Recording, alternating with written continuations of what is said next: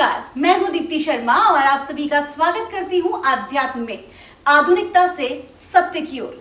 जी हां, हमारे इन एपिसोड्स में हम निरंतर चर्चा करते हैं उस शाश्वत सत्य की जो कि हम तक लेकर आए हैं जाने माने ज्योतिषाचार्य, जाने माने सनातन ऋषि और साथ ही साथ डॉक्टर, जी हां, डॉक्टर मनोज गुप्ता जी, जो कि हमारे बीच में है, जो ना केवल ज्योतिष बल्कि ब्रह्मांड के कई रहस्यों को हमारे समक्ष लेकर आए हैं। और आज हम एक ऐसे टॉपिक पर चर्चा करने जा रहे हैं जो कि हाल ही में कुछ समय पहले एक बच्चे ने मुझसे प्रश्न किया था शिवलिंग के बारे में।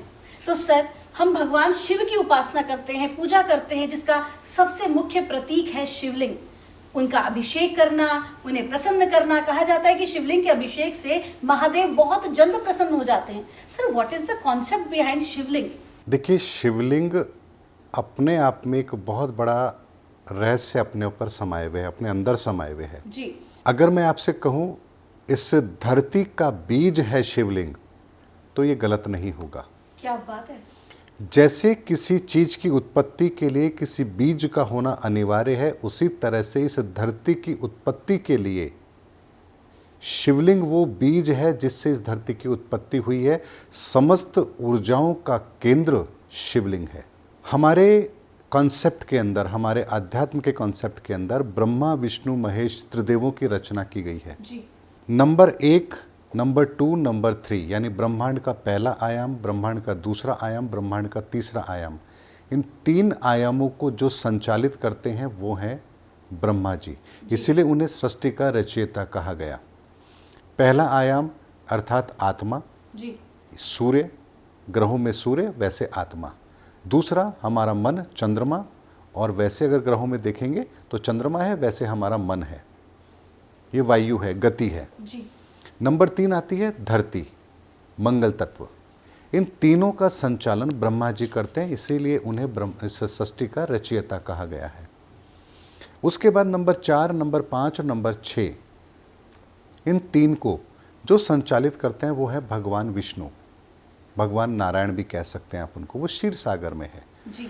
4 नंबर जो एनर्जी होती है, 4 नंबर जो आयाम है वो है बुद्ध का, बुद्ध अर्थात बुद्धि। तो जितने भी बुद्धि वाले जीव जंतु हैं जो मूव कर सकते हैं वो सब उसी श्रेणी में आते हैं। 5वां तत्व होता है ज्ञान का, बृहस्पति का। ये तत्व हमारे अंदर है, इसीलिए हम बाकी जीवों से अलग है और इसीलिए कहा जाता है कि हम पंच तत्व से मिलकर बने हुए हैं। 6ठा तत्व होता है संसाधनों का। अब इंसान बना है तो उसे संसाधन भी तो चाहिए। तो जितने भी भौतिक चीज़ें हैं जो इस संसार के अंदर हमें मिली हैं, ये इस ब्रह्मांड का 6ठा तत्व है। जैसे मैं आपसे कहूँ कि इस धरती पर कितनी ऑक्सीजन है, तो वो निश्चित है। हम ऑक्सीजन को दूसरी ऊर्जाओं में कन्वर्ट कर देते हैं या दूसरी गैस में कन्वर्ट कर देते हैं, वो एक अलग विषय है। लेकिन इस ब्रह्मांड के अंदर जो 6ठा तत्व है वो है संसाधनों का, ऊर्जाओं का। इसीलिए इस धरती पर उतने ही ग्राम सोना है जितना इस धरती के बनते समय था, कहीं कम नहीं हुआ, ना वृद्धि कर सकते हैं हम उसके अंदर। तो इस संसाधन इस धरती का 6ठा तत्व है जी। तो ये विष्णु संचालित करते हैं इसे। 7वां, 8वां और 9वां ये तत्व जो है ये भगवान शिव के पास है। 7वां तत्व होता है हमारी न्याय प्रणाली शनि का, इसीलिए उनका रंग काला भी होता है। शनि का रंग जो हमने काला कहा, काला न्याय का प्रतीक होता है। इसीलिए इस संसार के अंदर हर चीज व्यवस्थित तौर पर चले, ये कार्य भगवान शिव के हाथों में है। इसीलिए उन्हें संहारक की भूमिका में रखा गया है कि जब सब कुछ गलत हो जाता है तो उसको ठीक करने का काम भगवान शिव का है। 8वें और 9वें आयाम की जब हम बात करते हैं तो ये जैसे छाया ग्रह हैं राहु और केतु, वैसे 8वें आयाम और 9वें आयाम के अंदर, 8वें आयाम के अंदर इन 7 ऊर्जाओं से जो हम क्रिएट करते हैं, जिन ऊर्जाओं को क्रिएट करते हैं, जिन कर्मों को हम बनाते हैं, यहाँ पर उसका हिसाब किताब होता है 8वें आयाम के अंदर, जिसे हम राहु की एनर्जी कहते हैं। और 9वें के अंदर केतु तत्व की एनर्जी आती है, जहाँ आपको अब अपने किए गए कर्मों की गठरी को आप लेकर के आप अगले जन्म में जाएंगे। और केतु यहाँ मोक्ष का दाता है, मोक्ष प्रदान करता है। इसी तरह से 9 एनर्जी इस ब्रह्मांड के अंदर काम करती है। इन 9 एनर्जी के काम करने के इस स्वरूप को यदि हम कहें कि एनर्जी काम तो करती है लेकिन इससे आकार भी तो जन्म लेगा, तो यहाँ पर इन आयामों के विस्तार के साथ ही, यानी सृष्टि के आरंभ में ही, पहले तत्व की उत्पत्ति के साथ ही इस धरती पर उस सनातन बीज को रोपित किया गया और वो शिवलिंग के आधार पर किया गया। लेकिन जैसे कहते हैं बीज का भी अपना एक स्वरूप होता है, तो यहाँ शिवलिंग की जब हम बात करते हैं तो यहाँ भी शिवलिंग की स्थापना के लिए बहुत सारे ऐसे रहस्य इस धरती पर हैं जिनके विषय में कोई शायद जानता ही नहीं है। यही कारण है कि जब भगवान कृष्ण के बाद में, यानी भगवान कृष्ण के समय की बात है, जब इस धरती पर पुनः इस सत्य को स्थापित करने की बात आई, तब यहाँ पर उन्होंने, भगवान श्री कृष्ण ने ही राधा की एनर्जी को अपने साथ लेकर के उस बीज रूप के अंदर पुनः इस शिवलिंग की उस ऊर्जा को इस धरती पर स्थापित किया जी। और इस ऊर्जा को उन्होंने जिस स्थान पर स्थापित किया वो मदीना है, वहां पर उन्होंने इसे स्थापित किया। और 4 शंकराचार्यों के द्वारा भारत के अंदर भी इस चीज का विस्तार किया गया। लेकिन 4 शंकराचार्यों से पहले भी मदन दास नाम के पहले शंकराचार्य थे जिन्होंने इस सनातन रहस्य को, इस शिवलिंग के सनातन रहस्य को स्थापित करने में, भगवान श्री कृष्ण के समय की बात कर रहा हूं, मदनपुर स्थान पर मदन दास के द्वारा इस शिवलिंग के रहस्य को इस धरती पर पुनर्स्थापित करने के लिए एक प्रक्रिया अपनाई गई। वहाँ से शंकराचार्य पद्धति आरंभ होती है, बीच में कुछ समय के लिए ये थोड़ा रुक जाती है, फिर आधुनिक जो शंकराचार्य थे उन्होंने 4 मठों की स्थापना करके चारों दिशाओं के अंदर इस सनातन सत्य को दुनिया के सामने रखने का प्रयास किया। आपने सर कहा मदीना में स्थापित? जी, मदीना में। तो सर और मदीना से उसे मक्का ले जाया गया है। तो सर यहाँ पर मैं बात करना चाहूँगी रिलीजन की। यहाँ पर मैं धर्म और सनातन से थोड़ा सा हट के बात करी। मक्का में लेके जाया गया, मदीना से वो शिवलिंग मक्का गया, तो सर वहाँ पर तो जो अन्य समुदाय हैं वो वहाँ पर उपासना करते हैं, जियारत करते हैं, तो वहाँ पर क्या उसका कनेक्शन? अगर आपसे एक प्रश्न पूछूं जी, आपके माध्यम से दुनिया से पूछना चाहता जी, हूं, खासतौर पर मुस्लिम समाज से पूछना चाहता हूं, इस्लाम के अंदर खतना क्यों अनिवार्य है? इसका धर्म से क्या लेना देना है? क्यों उस प्रक्रिया को अपनाया जाता है? इस बात का क्या कोई उत्तर है उनके पास कि ये प्रक्रिया क्यों अपनाई जाती है, किस लिए अपनाई जाती है? मोहम्मद साहब ने कहा गजबाए हिंद, गजबाए हिंद नहीं कहा, उन्होंने कहा था मोहम्मद साहब ने कि हिंदल वली आएगा कोई, हिंदल वली यानी हिंद से कोई आएगा जो इस बीज को पुनर्स्थापित करेगा। वो रहस्य वहां प्रकट हुआ था, उस रहस्य को ही दुनिया के सामने उस जगह पर रखने का काम मोहम्मद साहब को दिया गया था। और जब वो सत्य का प्रचार कर रहे थे, इस रहस्य को दुनिया को बता रहे थे, कहा था कि मुझे 52 आयतें नजीर हुई है, आसमान से उतरी हैं। ये 52 क्यों थी, वो आयतें कौन सी थी, नमाज क्या चीज होती है, ये सारी बातें जब इसके मूल की गहराई में जाएंगे तो आपको सनातन का रहस्य पता लगेगा। सर तो बिल्कुल हम जानना चाहेंगे, क्योंकि आपने जिस मुद्दे पर बात की है, स्वाभाविक सी बात है, हम सभी लोग जानना चाहेंगे इसके बारे में कि व्हाट इज द ट्रूथ। क्यों वहां जाकर के वो उस दीवार को चूमते हैं, क्यों चूमते हैं, क्यों उसके चारों तरफ चक्कर लगाते हैं? परिक्रमा का कॉन्सेप्ट तो हमारे धर्म में है, वहां वो क्यों चक्कर लगाते हैं? वहां तो कहा जाता है मूर्ति पूजा या किसी भी तरह के प्रतीक की पूजा नहीं करनी चाहिए, तो क्या काबा शरीफ अपने आप में एक प्रतीक नहीं है? सर क्या कहीं पर इस चीज का प्रमाण है कि वहां पर शिवलिंग स्थापित है? क्योंकि देखिए, हम सुनते आ रहे हैं काफी समय से। अब बहुत जल्द वो समय आने वाला है जब प्राकृतिक तौर पर जी, वो शिवलिंग स्वयं प्रकट होगा, क्योंकि ब्रह्मांड में इस समय पर वो ऊर्जाएं काम कर रही हैं जो उस तत्व को सक्रिय कर रही हैं। जी। और जब वो तत्व सक्रिय होगा तो वो चीज पुनः अपने आप धरती फाड़ कर प्रकट होगी। आपने देखा होगा बहुत बार ऐसा होता है, जैसे कहते हैं जल जला, आपने एक फिल्म भी देखी होगी, जल जल आया, जल जल आने पर क्या होता है, धरती फट जाती है और अंदर से कुछ नई चीज निकल कर बाहर आ जाती है, भूकंप वगैरह बहुत सारी चीजें।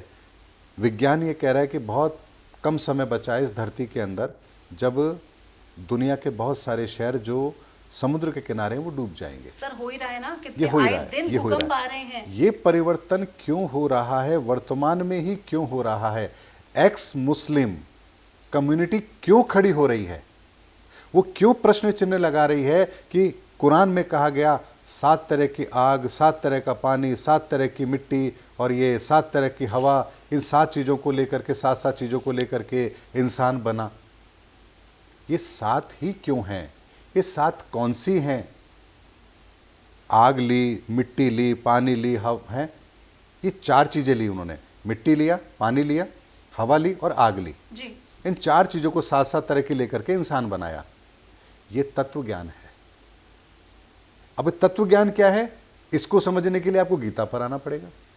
तो यहां पर हर धर्म के अंदर बीज रूप में सत्य छुपा हुआ है और उस बीज रूप के सत्य को समझने के लिए आपको एक ब्रॉड वे में हर चीज को समझना पड़ेगा। और यदि हम संकीर्ण विचारों के अंदर रहेंगे, हम तो यही करते हैं, यही करते रहेंगे, तो फिर हम कभी भी सत्य तक नहीं पहुंच पाएंगे। बात हम कर रहे थे शिवलिंग की।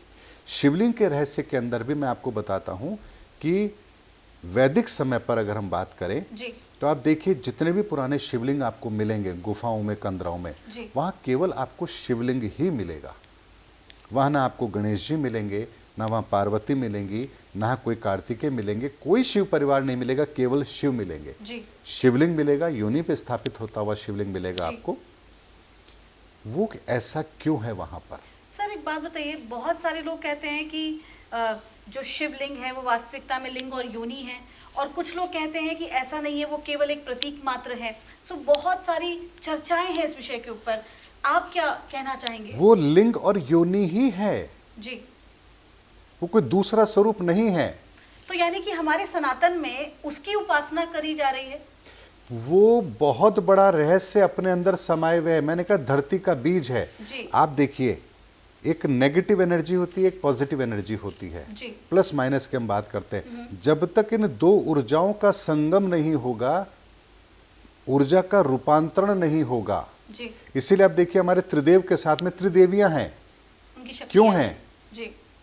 क्योंकि इन दोनों शक्तियों का साथ में होना जरूरी है। तभी तो हम कहते हैं कि भगवान शिव से हम जब बात करते हैं भगवान शिव की, तो हम कहते हैं अर्धनारेश्वर रूप है उनका जी। उनके आधे ही शरीर में माँ काली है और आधे शरीर में वो स्वयं है। तो अर्धनारेश्वर रूप की जरूरत क्या पड़ी? वही बात आती कि दो अलग एनर्जी को एक जगह पर लाने पर ही वो चीज प्रकट होती है। तो शिवलिंग इस धरती का बीज है। मैं अभी जो भी आपको बात बता रहा हूं सांकेतिक रूप में बता रहा हूं जी। क्योंकि सत्य उन्हीं लोगों के सामने रखा जा सकता है जो उसको सुनने के पात्र होते हैं। तो यहां मैं केवल और केवल सांकेतिक रूप में आपसे बात कर रहा हूं, क्योंकि इसका सत्य बहुत अलग है। अलग इन द सेंस ये है कि ये बहुत गहन विषय है जी। ये चर्चा भी हर जगह पर नहीं की जा सकती, लेकिन चूंकि चर्चाएं हो रही हैं समाज के अंदर, तो उन चर्चाओं को सही रूप देना, सही दिशा देना जरूरी है। हो सकता है कि जो ऑडियंस हमें देख रही है उनमें से कुछ लोग ऐसे भी हों जो उच्च स्तरीय ऊर्जाओं में लिप्त हों, जो कहीं ना कहीं इस विषय का ज्ञान रखना वो चाहते हैं, इस विषय के बारे में और जानकारी। तो सर हम चाहेंगे कि थोड़ा सा उन लोगों के बारे में सोचकर बताएं। अब देखिए मैं आपको बताता हूं, मैंने ये बताया आपको शिवलिंग इस धरती का बीज है जी। अब इसके आगे के कॉन्सेप्ट में हम चलते हैं कि 3 तरीके से प्रतीक रूप में हमारे जीवन के अंदर इसको अलग अलग जगहों पर इसका उदाहरण हमें मिलता है जी। भगवान राम ने रामेश्वरम के अंदर शिवलिंग की स्थापना की। क्यों की? क्या जरूरत थी उन्हें वहां पर? और शिवलिंग अगर धरती का बीज है तो वहां राम को क्या जरूरत थी उस चीज की स्थापना करने की? तो इस बात को समझिए कि वो समय, जिस समय भगवान राम ने शिवलिंग की स्थापना की, वहां पर वो कालखंड वो था जब भगवान राम को सेतु से मार्ग चाहिए था। और वहां पर भगवान के पास केवल एकमात्र विकल्प था कि या तो ये समुद्र मुझे रास्ता दे दे या फिर मैं इसे सुखा दूं। अगर वो समुद्र को सुखाएंगे तो लाखों जीव, लाखों प्रजातियां समाप्त हो जाएंगी। और चूंकि इस धरती का बीज ही वो शिवलिंग है, इसीलिए भगवान वहां पर शिवलिंग बनाते हैं मिट्टी का, वहां अभिषेक करते हैं और उस धरती के बीज को प्रवाहित करते हैं उस समुद्र के अंदर, ताकि ये जीव के उत्पन्न होने की प्रक्रिया इस धरती पर चलती रहे, ये समाप्त ना हो जाए, प्रकृति का नियम ना टूटे। इसीलिए उन्होंने वो प्रक्रिया की थी ताकि समुद्र के जीवों के उत्पन्न होने की जो प्रक्रिया है वो निरंतर चलती रहे, क्योंकि संसार का बीज है शिवलिंग, हर चीज की उत्पत्ति का कारण है शिवलिंग, इसीलिए चीज जरूरी थी। तो वहां पर भगवान शिव ने उस प्रक्रिया को अपनाया। इसीलिए आज भी उस प्रतीक रूप में हम पारदेश शिवलिंग जिसे कहते हैं उसकी पूजा होती है। पारदेश शिवलिंग में तो आप पारे के शिवलिंग की पूजा करते हैं, लेकिन मिट्टी के शिवलिंग बना करके भी उसकी पूजा होती है। और वो जब आप उसका जल अभिषेक करते हैं तो वो धीरे धीरे समाप्त हो जाता है, मिट्टी में मिल जाता है। उसको आप लेकर के फिर कहीं समुद्र में, धरती पर, पेड़ पौधों में, कहीं भी आप उसको फैला देते हैं, रख देते हैं, तो वो उस बीज का विस्तार इस संसार में निरंतर होता रहता है और प्रतीक रूप में वहां है। कितनी आपने महत्वपूर्ण बात करी कि भगवान राम ने भगवान शिव की उपासना की थी, और आज हम वर्तमान समय में कैसी परिस्थितियां हैं कि लोग अपने आप को पंथ में बांट रहे हैं, अपने अपने पंथों को ऊंचा बता रहे हैं, आपस में ही जो है इसकी सत्यता तक पहुंचने के बजाय जी एक प्रकार की बॉर्डर्स, एक प्रकार की मानसिक सीमाएं लोगों के समक्ष क्रिएट कर दे रहे हैं। But this is a very beautiful explanation. और उसके अलावा जब शंकराचार्य जी को ये दायित्व दिया गया कि वो समाज के अंदर इस शिवलिंग के सत्य को रखें, तो जब देखा जाता है कि समाज में ऐसे लोग है ही नहीं जो सत्य को समझना चाहते हैं, जानना चाहते हैं, तो वहाँ समाज के लिए जो हितकर होता है उस प्रक्रियाओं को फिर वहाँ शामिल किया जाता है। तो यहाँ पर फिर शिव परिवार बनाने की एक परंपरा आरंभ हुई, जहाँ हमने फिर भगवान शिव, अब आप देखिए यहाँ भी भगवान शिव के लिंग को ही स्थापित किया जा रहा है। यहाँ पर भगवान शिव की मूर्ति को नहीं रखा जा रहा है। पूछने वाली थी क्योंकि हाँ, भगवान शिव की मूर्ति का पूजन विधान नहीं बताया जाता है, जबकि शिव लिंग का ही विधान है। क्योंकि यहाँ पर भी आप सत्य को परिवर्तित नहीं कर सकते। Exactly. सत्य के आसपास दूसरी चीजों को आप रख सकते हैं, लेकिन सत्य को आप परिवर्तित नहीं कर सकते। तो सत्य तो शिवलिंग ही है, तो शिवलिंग को ही यहाँ पर मुख्य रूप से रखा जाता है। उसके साथ पार्वती जी को, फिर गणेश जी को, कार्तिकेय को और बाहर नंदी, इनको रखा जाता है। तो यहाँ पर भी समाज को ये समझाने के लिए कि जो शिव परिवार है, क्योंकि सृष्टि को चलाने वाले, सृष्टि का बीज तो महादेव ही है, शिव ही है, तो ये शिव कैसे इस धरती को, इस धरती के विकारों को समाप्त करने की ताकत रखते हैं, अपने अंदर समाहित करने की ताकत रखते हैं। विष पिया तभी तो वो नीलकंठ कहलाए, ठीक है ना। तो वो कहते हैं कि देखिए भगवान शिव के गले में सर्प है, माँ की सवारी शेर है, कार्तिकेय की सवारी मोर है, गणेश जी की सवारी चूहा है, इधर बाहर बैल बैठा है। तो आप देखिए शेर बैल को नहीं खाएगा, मोर है वो सांप, सांप का भोजन चूहा। तो इतनी विसंगतियों के बाद भी अगर कोई इस परिवार को बांधे हुए है तो ये इस शिव की महिमा है। क्या बात है। इसीलिए हम जब शिव मंदिर जाते हैं, शिव मंदिर जाकर के जब हम पूजा करते हैं, तो हमारे मन में विचार आना चाहिए कि इतनी विसंगतियों के बाद भी अगर भोलेनाथ ने अपनी इस गृहस्थी को संभाला हुआ है, तो हमारा भी दायित्व ये होता है कि परिवार के अंदर चाहे कितना ही दुष्ट प्रवृत्ति का व्यक्ति क्यों ना हो, फिर भी हमारे पास वो सूत्र होना चाहिए कि हम उसके बीच में सामंजस्य बिठा सकें। एग्जैक्टली। तो कहीं ना कहीं हमारी जो मॉडर्न लिविंग है उसके कॉन्सेप्ट को भी यहाँ क्लियर किया जा रहा है कि जब भगवान शिव का परिवार जो है, भगवान शिव अगर हर प्रकार की कहते हैं ना ऑपोजिट्स ऑलवेज अट्रैक्ट्स, तो अगर इतने ऑपोजिशंस हैं फैमिली के अंदर, उसके बावजूद भी वो एक हैं, तो हमें भी अपनी जिंदगी में उनसे सीख लेना चाहिए। दैट मीन्स कि सनातन पद्धति और परंपराएं जो भी हैं, पूजा पाठ इत्यादि जितनी भी कुछ चीज़ें हैं, उनके पीछे एक बहुत बड़ा लॉजिक, साइंटिफिक लॉजिक छुपा हुआ है। मैं इसको सिर्फ साइंटिफिक वे में नहीं कहूँगी, बल्कि कहूँगी सामाजिक परिवेश में भी ये बहुत महत्वपूर्ण है। उसके अलावा भी देखिए कुछ चीजें हम करते हैं लेकिन हमें पता नहीं हम क्यों करते हैं। बहुत से लोग हैं जो शिव मंदिर में जाते हैं, शिवलिंग पर दूध चढ़ाते हैं, जल चढ़ाते हैं। बहुत से लोग कहते हैं हमारी पूजा पद्धति है, तो बहुत लोग कहते हैं जल चढ़ाने से होगा क्या। अब यहाँ बड़ी दुविधा हो जाती है। जो श्रद्धा रखता है वो उसे बड़े प्यार से करता है, श्रद्धा से करता है, उसके लिए शिव की पूजा का इससे बड़ा कोई विधान नहीं। लेकिन जो तर्क देते हैं वो कहते हैं क्या होगा इससे। सर अभी तो तर्क ये भी आ रहे हैं कि भगवान शिव पर दूध क्यों चढ़ाया जाए, इससे अच्छा गरीबों में बांटा जाए। देखिए मैंने आपसे कहा कि शिवलिंग जो है इस धरती का बीज है। धरती का बीज है तो हमारी उत्पत्ति में भी तो उसका कोई कारण है। हाँ बिल्कुल, कोई रोल है। अगर हमारी उत्पत्ति भी उसी शिवलिंग के आधार पर हुई है, उस शिवलिंग के तत्व से हुई है, तो हमारे भीतर जो तत्व काम कर रहे हैं वो भी तो कहीं ना कहीं उससे कनेक्टेड है। कनेक्टेड होंगे, एग्जैक्टली। अब यदि मान लीजिए आपके अंदर काम वासना बहुत है, जी, आप उसको शांत करना चाहते हैं, जड़ से शांत करना चाहते हैं, तो आप क्या करेंगे, कौन सी पद्धति को अपनाएंगे? आप अपने ओरिजिनल जो आपका सोर्स है जी। वहां जाकर के जब आप दूध चढ़ाते हैं, तो दूध चढ़ाने से आपके भीतर काम वासनाओं का शमन होगा, समाप्ति दिस होगी। Is a very important topic, खास तौर पर उन लोगों के लिए जो कि साधक हैं, क्योंकि साधना काल में जो ये काम ऊर्जा है ये हमेशा बढ़ती है और बहुत सारे साधकों को ये परेशान करती है। तो जैसा कि मनोज जी सर ने बताया कि आप ये पद्धति अपना सकते हैं भगवान शिव जी की, आप उनका अभिषेक कर सकते हैं दूध से। दूध से जी। जब भगवान शिव को चढ़ाया जाता है, क्योंकि देखिए वर्तमान में तो हर व्यक्ति सनातन से बहुत दूर है, उसे नहीं पता कि वास्तविक प्रक्रिया क्या है, सनातन का रहस्य क्या है, शिवलिंग का रहस्य क्या है, तो अभी वो प्रतीकों के अंदर ही वो चीजों को कर रहा है। जी।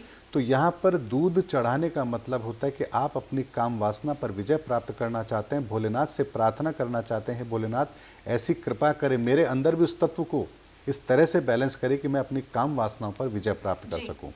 अब मान लीजिए आपके अंदर काम वासना तो नहीं है, लेकिन आपका मन बहुत विकृत है, जी। मन बहुत परेशान है, आप दुखी रहते हैं, परेशान रहते हैं, डिप्रेशन में रहते हैं, तो आप शिव जी को जल चढ़ाते हैं। जल चढ़ाने का मतलब होता है कि हम अपने शुद्ध हृदय, अपने मन से उस जल को चढ़ाने का मतलब है कि मेरा मन भी निर्मल हो। जी।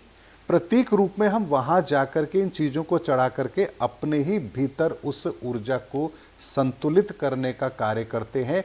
यही शिव पूजा का महत्व है। लेकिन यदि आप इन चीजों से ऊपर उठ गए हैं जी। तो फिर यहां पर आपको दूसरी पद्धति में जाना पड़ेगा शिव पूजा की। वहां ये पद्धति काम नहीं करेगी कि आप अभी भी जो है जल चढ़ा रहे हैं या दूध चढ़ा रहे हैं। ये प्रतीक रूप तक है। आपने जब अपने विकारों को यहां पर नियंत्रित कर लिया तो अब आपकी शिव पूजा की इससे आगे की पद्धति शुरू होगी। आगे की पद्धति में जो भगवान राम ने बताई थी, जी। यानी वहां पर आप अब जन कल्याण के लिए, इस सृष्टि के विस्तार के लिए अब आप उस प्रक्रिया को अपनाएंगे। उस प्रक्रिया के बाद में फिर तीसरी प्रक्रिया होगी जो वैदिक समय पर गुफाओं में, कंदराओं में की जाती थी। इस सनातन के बीज को यदि आप किसी दूसरी जगह पर स्थापित करना चाहते हैं तो फिर वो सनातन प्रक्रिया आपको समझनी पड़ेगी, अपनानी पड़ेगी। ये 3 स्टेप में हम इस चीज को फॉलो करेंगे। जी। इसको आप ऐसे समझिए जैसे एक प्राइमरी की पढ़ाई होती है, एक मिडिल की पढ़ाई होती है, कॉलेज की पढ़ाई होती है, हायर स्टडी होती है। तो छोटा बच्चा प्रतीक से समझेगा, उसको खिलौनों से समझाया जाता है। उसके बाद मिडिल के अंदर उसको कुछ अभ्यास कराया जाता है और थर्ड स्टेज में जाकर के कहा जाता है कि जो तुमने अब तक सीखा है उससे कुछ नई इन्वेंशन करो। आप पीएचडी करेंगे या कुछ अपनी सेवाएं समाज को देंगे। तो 3 स्टेजेस के अंदर हम इस चीज को करते हैं। ठीक उसी तरह से इस सृष्टि के बीज को, इस धरती के बीज को भी, उसकी ऊर्जाओं को भी हम 3 स्टेजेस में अलग अलग तरीके से प्रतीक रूप में, फिर क्रियान्विति के रूप में और एक उसके मूल स्वरूप के अंदर उसको कैसे स्थापित किया जाता है, ये 3 तरीके से इसको हमको देखना पड़ेगा। हर व्यक्ति पहले स्टेज पर जाकर के काम नहीं कर पाएगा। वो कोई बिरला ही होंगे जो उस चीज को जानते हैं, समझते हैं और उस चीज को करेंगे। और इतना यकीन मानिए, बहुत से लोग होंगे जो ये प्रश्न भी करेंगे कि अगर ऐसा है तो फिर कौन है ऐसा जो ऐसा करने की ताकत रखता है। यही तो परीक्षा होगी कि जितने भी धर्म के अनुसरण करने वाले लोग हैं, क्या आपके पास वो पद्धति है, वो तरीका है, क्या आप उस सनातन के बीज को धरती पर स्थापित करने की ताकत रखते हैं, उससे नए सृजन की ताकत रखते हैं। अगर ये ताकत होती तो कल की अवतार उसी माता के गर्भ से जन्म लेते। लेकिन चूंकि प्रकृति ने इस समय पर किसी को इतना काबिल ही नहीं बनाया, इसीलिए कल की अवतार के आने की प्रक्रिया जो होगी वो किसी ऐसे महापुरुष के शरीर में आकर के वो अपना कार्य करेंगे। ये भविष्य मालिका भी कहती है। इसलिए शिवलिंग का रहस्य इस समय इतनी चर्चाओं में क्यों है? क्योंकि भाई अगर सनातन को स्थापित होने का समय आ गया है तो ओरिजिनल चीजों की चर्चा नहीं होगी, ऐसा तो हो ही नहीं सकता। चलिए, हम उम्मीद करते हैं वो जलजला जिसकी बात हो रही है वो अतिशीघ्र हो और सत्य जो है वो दुनिया के सामने प्रकट हो। कहा जाता है ना, सत्यम शिवम सुंदरम। जी, सत्य ही शिव है और शिव ही सुंदर है। तो जो शाश्वत है उसे कोई नष्ट नहीं कर सकता। तो आपका बहुत बहुत धन्यवाद मनोज जी, और आप सभी ऑडियंस का भी जो इतने धैर्य के साथ हमारा साथ देती है। आप सभी हमें इतना सम्मान और प्रेम देते हैं। हमारी पूरी टीम आपका शुक्रिया अदा करती है। आप सभी का बहुत बहुत धन्यवाद।